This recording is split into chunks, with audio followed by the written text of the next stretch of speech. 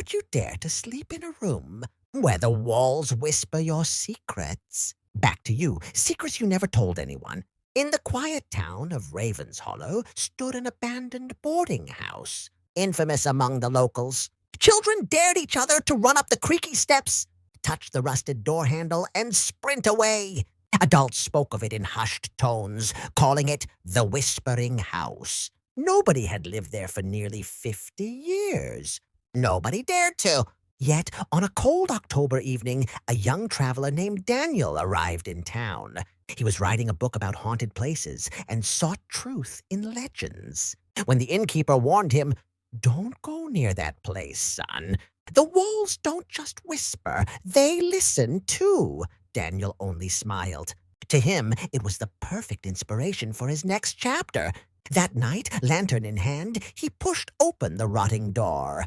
Dust swirled around him like ghosts set free. The house smelled of mold and forgotten lives. Every step on the warped wooden floor echoed unnaturally long, as though the building itself was repeating him. He felt watched, though the place was empty. The first few rooms were disappointingly ordinary. Old furniture, broken glass, and water-stained wallpaper. But then he discovered the door at the end of the hall, taller, narrower, painted a strange shade of deep red that hadn't faded like the rest.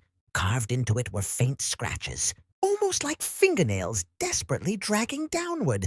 His pulse quickened. Inside was a bedroom, preserved eerily well. The bed, though dusty, still had sheets neatly tucked in. The mirror on the dresser hadn't cracked, though his reflection looked strangely distorted. He laughed nervously at his own imagination and set up his notebook. That was when he heard it. Daniel. A whisper, soft but clear, came from the walls themselves. He froze, convinced it was the wind slipping through cracks. But then it came again. "Daniel, why did you leave her?" His lantern flickered. His chest tightened. That voice, it wasn't random. It knew his name. More chilling, it repeated a secret he had buried deep.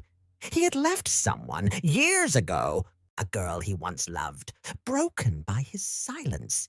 Nobody in this town could have known that. Heart racing, he whispered, "Who's there?"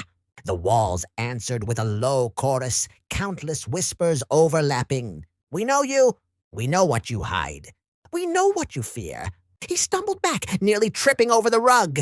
But the whispers grew louder, sharper, peeling his mind open.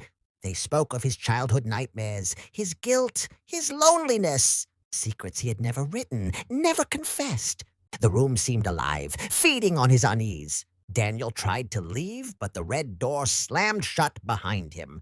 He pulled and shoved, but it didn't budge. In the mirror, his reflection no longer moved with him. Instead, it grinned. "Stop this!" he shouted. The whispers hushed for a moment, replaced by a single voice that came from inside his head, or perhaps under his skin. "Sleep here, Daniel. Stay, and we'll keep your secrets forever." His lantern went out. Darkness swallowed him.